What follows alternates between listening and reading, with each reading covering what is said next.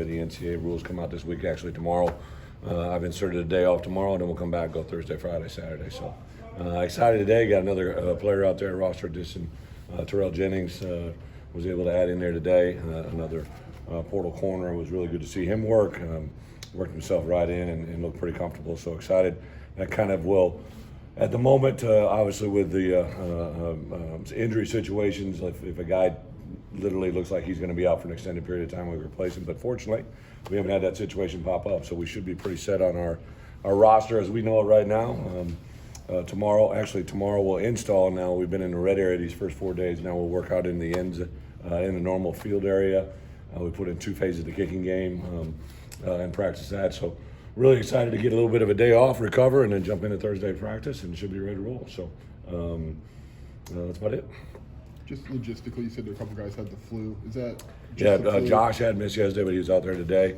We were supposed to practice this morning, and I was just sitting there, and we were going to go on the grass. Our grass field, a couple guys called it Augusta. It just looks unbelievable, and I didn't want. What it allows us to do is practice on grass a lot more, which saves our legs, saves the wear and tear. But I saw the clouds rolling in. I checked my radar, and anytime there's a lightning strike within 8 miles, we can't practice for a half hour. So I didn't want to get out there, get rolling, negate it. So I knew there were clear skies this afternoon, so we pushed back till this afternoon's practice. That worked really, really well. That also got Josh out there, and also allowed Terrell to get cleared because his paper was coming through. So there was a nice little blessing in disguise. Was there a moment so far, Bret, that you've seen Art just kind of rip it? Art? In a way that he wasn't able to last year? I would say overall, yeah, from Skelly's to even just Indies to, a nice pass in there again today. I definitely think he feels, I'm sure he probably said it, right? Like he definitely, without a doubt, and this was kind of a big day for him to get through the 4 straight days of throwing. So I'm excited. I feel good for him. I know the kids like him having him out there. And Tommy, I thought, had an exceptional good day today as well. So even Donovan Leary came in there, did some nice things today, which was nice. Coach, when it comes to you with quarterbacks over the course of your career, has that kind of changed how you deal with it, year to year? Are you different now than when you first started at Wisconsin? I'm sure not just quarterbacks, to be honest, but I've evolved with Right. all positions. One thing I always say to quarterbacks when I'm recruiting them, when they sign, before they get here, after they're here, I have individual meetings with those guys. A lot of times we'll talk about how we want to play the game. I always tell quarterbacks, I tell their parents especially, right? Like quarterbacks and head coaches are a lot alike, right? You probably get way too much credit when things go well, and you get way too much blame when they don't go well. But as a head coach, that's what I sign up for, right? That's why I get paid what I do. But as a quarterback, that's not fair to them, right? Unlike any other position. So if I can ever do anything to pull the pressure off the quarterback, I'm sure you guys saw last year, even with kind of the, not musical chairs, but between 2 guys, there was a lot of in and out, and I was very supportive and conscientious of that and everything I said and did. And I just think if the quarterback ever feels that he loses his head coach, he doesn't have a chance, right? And I haven't been put in that position very often in my career, but I really like our quarterback room. Even a guy like Kirkland Michel just came in today and did a nice little Devo period at the end. Was very impressive. It's easy to see Barry knows what he's doing, and the guys really respect what he says. Have you had years where you were surprised by somebody, maybe a quarterback, doing maybe more than you thought? Has that ever happened where you? Oh yeah, okay. yeah. I think back my first year, I signed a young man, Scott Tolzien, who was the last scholarship I ever gave in that recruiting class, and he took us to 10-win seasons in our first Big Ten championship, and I think he came in, was sitting maybe 3rd or 4th, earned a starting role, took us to a 10-win season, and was very diligent in the way he approached the game. Russell Wilson, I'm sure, just because I hadn't been around him. Brandon Allen was another guy when I was at Arkansas that, he's still playing in the league.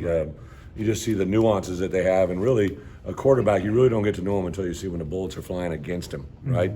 It's one thing to be a guy when things are going well, but when things are against him, that's when you learn. Coach, that seems like talking with Coach Illini earlier this week, that the vibe I got was the more he sees these kids and gets to know the personalities, he's got the more confidence he has in the offense. Is that a good read of it? Yeah, I think anybody that's a play caller, right, they get to know not only the Q, which is, Barry coaches them, but the supporting cast around him. A guy like Hank Beatty had a great day today, kind of flashed and made a couple plays in the red area. I think it's important for us to not lose sight that Art missed an entire spring, right? So he's he's literally in practice 4 since Penn State week. Not only did he not, go through spring ball, he missed, the Iowa preparation, he missed the Northwestern preparation, Minnesota, right? Like he missed 3 or 4 games down the back end, didn't go through spring ball. So Art's going through some things just naturally that have to be go through. What do those two each bring differently? I mean, they're both kind of big personalities, obviously. Yeah. But what do they bring differently? That's a great question. I think what you guys see is what we see, right? To be honest, like they are who they are in front of you, kind of like they are in front of the team. I read it all the time, right? I read kids give comparative nature. When you guys try to ask them about one guy, they really reflect back to the other guy and vice versa, which I don't think is anything but them being real, right? I think they both have a lot of respect. They both know they're different. I think Isaiah, when Tommy was first around him and he was throwing and we weren't in spring drills, I remember I bumped into Isaiah and I said, "What do you think of Tommy?" He said he's a lot like Art, but without the coach's voice, right? Like, and then it's just, I kind of laughed because I knew that's kind of the way I see it as well, right? So they're both uniquely different. Both of them handle things different. Tommy, I kind of got to grab him and say, "Hey, this is what I'm saying." He's like, "Yeah, but like, no, you got me, right?" Or Art like looks at me, locks it in. So everybody's their own person. It's kind of like handling children, right? Like I have 2 daughters. One's completely different than the other, raised by the same people, same DNA, but just different people. What are the mechanics of picking a starter? Like in terms of, is it your call? Is it coach's call? I mean, Yeah. how's that come down? Is it, obviously it goes to you, but Yeah, no, great question. No, well, I appreciate it. I think 2 things. The quarterback, it's not just necessarily who's the best passer, who's the best, at this. I think it's the guy that manages the team and brings the best out of the 10 players on the field with him. I really do. I think quarterback is a unique position because he speaks, he makes decisions, he handles adjustments. He's really the voice to the play caller. I think when you have a really good center like Doug Kramer last year, who gave a lot of out-of-line communication, that's still a little bit different because he's reacting off what it's called. He doesn't make actual calls. Whereas today, quarterbacks, if they see a look that doesn't work well with the play we have called, they can change it, right? And I think for me, I really look for the confidence that the play caller has in him. And then I think the other big thing is how do the players react to them, right? I know in my career I've had situations where I thought a guy was the guy, but there just wasn't great mojo between the guy and the players, and that usually never works. How did you see Art approach fall camp last year that allowed him in the first quarter of the opener to have the success that he did? It's a really good point. I think Art is who he is every day, right? Like whether he's taking first string reps, he's going to stand behind the quarterback. If he's in there, obviously he's doing it, but if he's not, he's going to stand behind the quarterback. He's going to see the vision of the play. He's going to live the play at its fullest without taking the rep. And I think that's what gave me the confidence when the transition happened right in the middle of the Nebraska game that he was going to be able to go out there and execute the plan. Given that Art was the starter, named the starter Penn State week, and then was injured in that game, do you consider him the returning starter? I think so. Like I've said it a couple times, right? Like, I mean, Tommy is a returning starter at Syracuse, right? I know he was removed there, but like, it's hard to say that you're not the returning starter when you started games. I know he didn't start every one of them, but if he didn't get hurt in that Penn State game, we were able to pull that thing out. I don't know if BP would ever got back in there, right? And BP went on to have an incredible, finish. Really played it decent against all the remaining games, and then really played at a high level in that Northwestern game. I think the NFL teams, obviously, San Diego made the final decision, but I think a lot of teams picked up a lot of interest when they saw the way he closed the year off. Can you tell us about the Terrell Jennings and what he brings to the team for you? Yeah, he's first off, he's got size, composure, athleticism. He's got high, I think, football IQ. Kind of a junkie. He's coming here for a one-year wonder, right? We commonly knew some people that when his name came in the portal that led us in a direction to get him here, and then he showed a lot of faith, came and visited us, and kind of made the decision to come to us. And then at that time, the 85 rule wasn't in effect, right? So he was doing it with the understanding he wasn't going to get one until fall camp, which actually worked out well because he was still taking classes literally up until I think July 26th or 27th. That's why it was a little bit late for him to get cleared here today. Art and Tommy have history, going back probably close to a decade. Yeah. It seems like a genuine connection. What difference does that make in the quarterback room where the 2 guys that are maybe battling each other seem to like each other? Yeah, I think first, I know everybody's made jokes about it. I just don't recruit Jersey quarterbacks, right? But when I knew where we were going to go with Tommy, I brought Art in.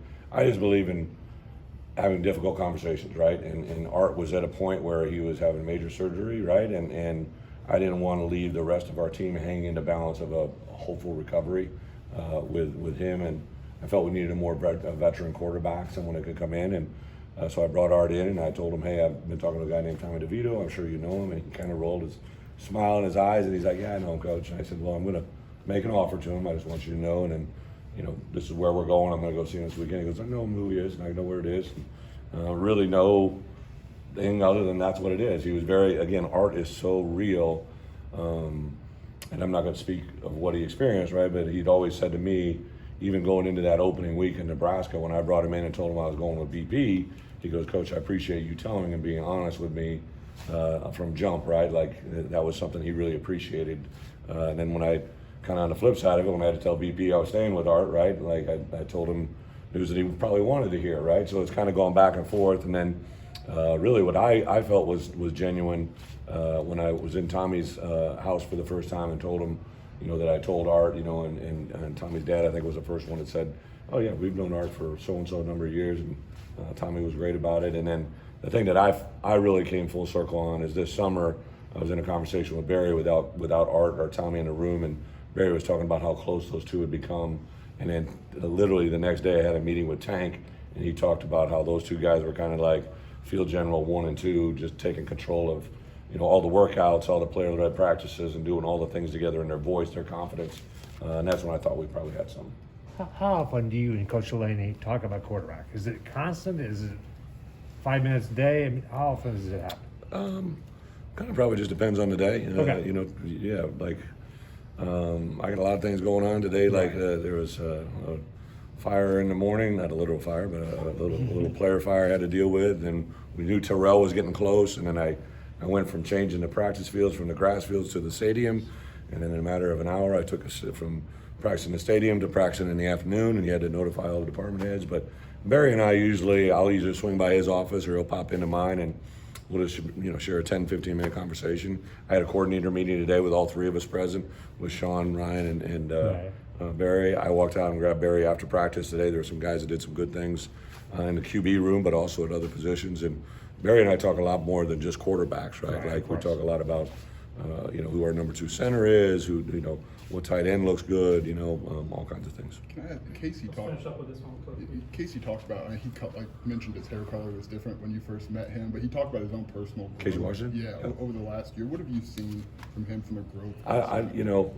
So Casey and I have a unique story, right? So I tried to recruit him when I first got here because he told me he was in the portal currently, and I spent a long time on the phone with him and his mom and dad. So I really, I had a bad taste in my mouth, right? Because he turned us down, or like, in my opinion, didn't give us a chance to show, which is fine, right? I did great. But I liked the way he carried himself in our conversation. And then when he wanted to come back, I'm like, I'm gonna let this one sit a little bit, right? And he kind of worked through the guys here. I think the good thing that was working for us, that I had a feeling was happening, was our guys here were telling Casey what we were all about, right? So he wasn't living in himself, but I think he was hearing good things about the way we handle things, the way we go about things, and then he saw it firsthand when I kind of took a risk because I basically gave him a scholarship without knowing him being eligible. So I took him with the understanding, and I made him and his parents know, I'm taking you with the idea that I may not be able to use you this year. And I think that leap of faith gave a lot of faith to him, and then he and I probably have a very unique relationship more than anybody else. I really like to bust him up a little bit. Just because I appreciate, like, he got in a little scuffle yesterday, him and Taylon Letsey, and I kind of made that point this morning to the entire team. Every day when I drive into work, I like to grab a cup of coffee, and for 10 minutes I think about what's going to happen today that I have no idea is going to happen. And yesterday it was Taylon Letsey and Casey Washington get in a fight, right, and cause this little uproar. And I literally said to this group this morning at 7:45 a.m., if you would have told me Taylon Letsey and Casey Washington were getting a fight, like it's not the Vegas line I would have given, but in a way, it's not surprising either. And we handled that moment. It was a light moment for 5 minutes. It was a very secret. We have a rule, right? When you are in those moments, when the shit starts to happen, we have 3 rules, right? Like protect your teammate. Don't punch. Don't swing, punch, or swipe. And then the third thing is never touch an official. And we've gone through that every year I've been here, but they were the catalyst for this fall camp, and it was a great learning moment. Thank you guys. Thanks, Art. Thanks, Brett. Yeah.